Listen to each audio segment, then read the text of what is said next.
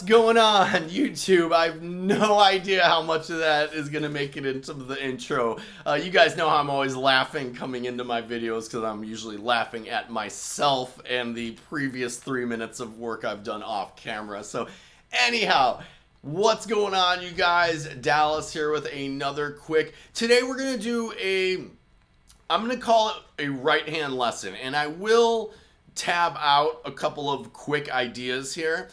However, this is going to be way more about technique and way more about what you guys know my philosophy of just kind of getting your ideas flowing and how you can use this technique in your own way to create your own voice, not necessarily lift all the licks and play them exactly the same. So what are we doing today? Today we are going over a technique used in what is called the Bakersfield sound. And I'm not going to go into a whole history of what that is. Because I'm not prepared for it.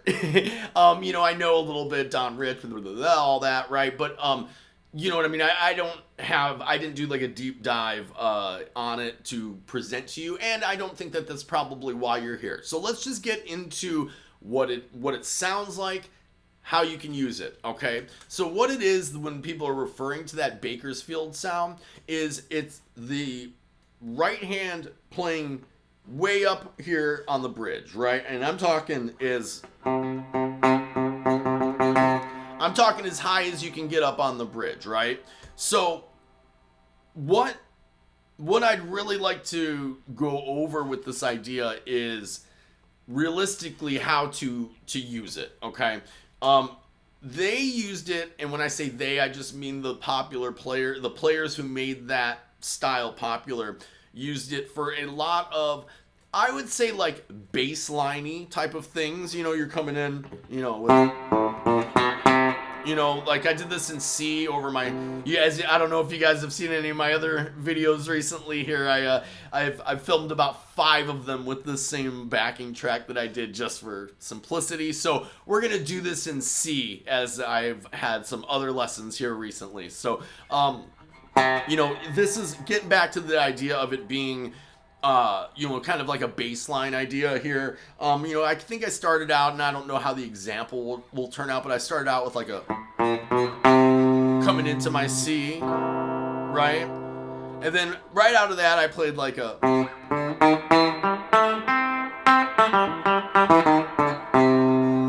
right. So right there, I'm just walking through my C country scale. Well, first of all, I just approached my root chromatically, which is something they did a lot in that Bakersfield sound, when a lot of the times playing over the A, and then he would do like a lot of, then they would do a lot of like,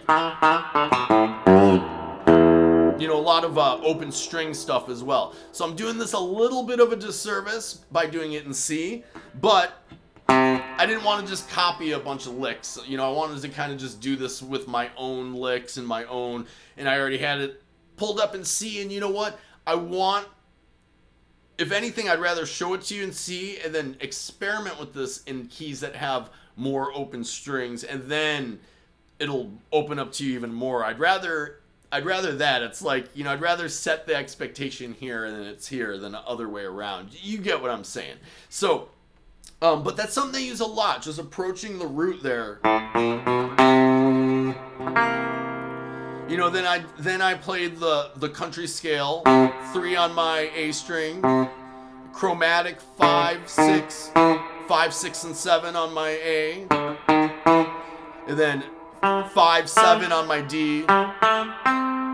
Root there is your 5th fret on your G string, right? So.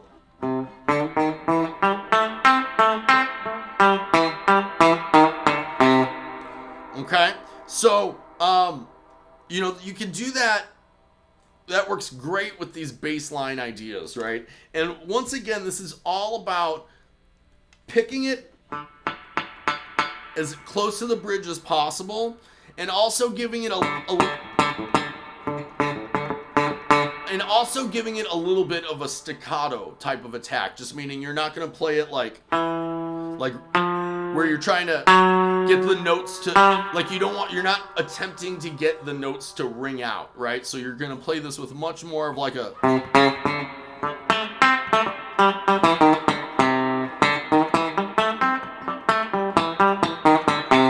You're going to play this with more of a staccato type of feel, right?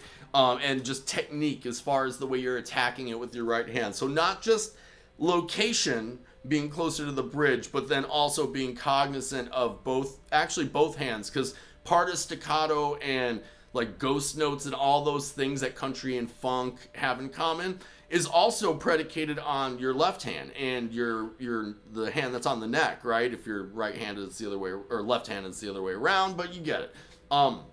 You're making some of those sounds come out of the guitar with this hand as well. So with that said, we're just gonna say with a staccato attack. So that's one idea of taking it with the, and putting it into more of like a bass line type of application. I mean, you can also play higher things, and it's still gonna sound cool.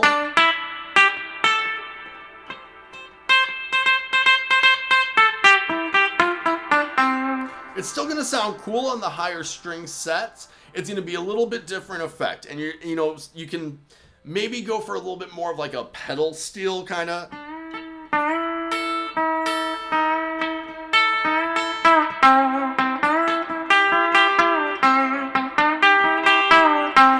You can do like a little bit of like a pedal steel kind of effect with it on the higher strings, but really, I think the essence of this is playing this on your lower string sets, more on your D, A, and E strings, a little bit with your G, because some things are going to resolve on your G, things of that nature. But I really think that taking advantage of it up here is really what it's about. And even to get more specific, really the lower the notes,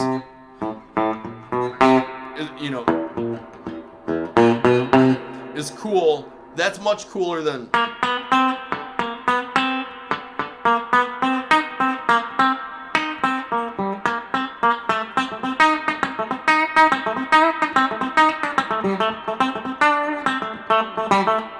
So you can do it.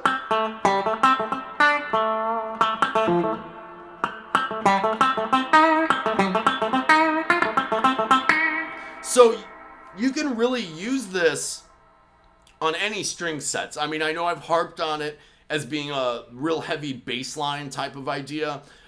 You can use this on other string sets, and it's really going to make a lick that sounds... here, I just did a video about playing a blues lick in a country, setting, and I didn't even mention this idea. But if you play that same lick...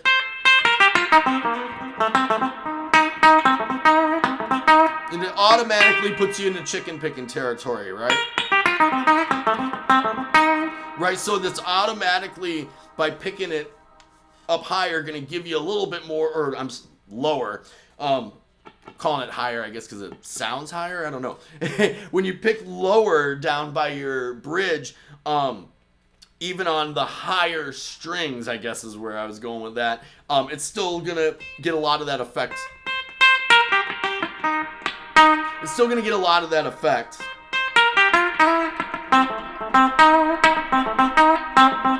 Now, I personally have so much less control, as you can tell, and I don't know how much I'm going to have to chop this up because of how bad I am at playing down here.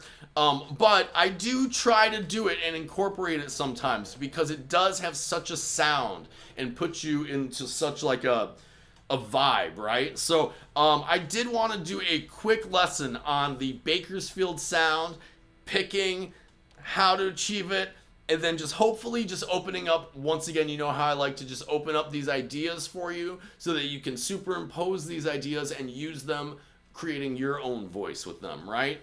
Cool. So I've rambled on long enough with this one. You guys like, subscribe, share, keep on picking. You know how much I love y'all. Later.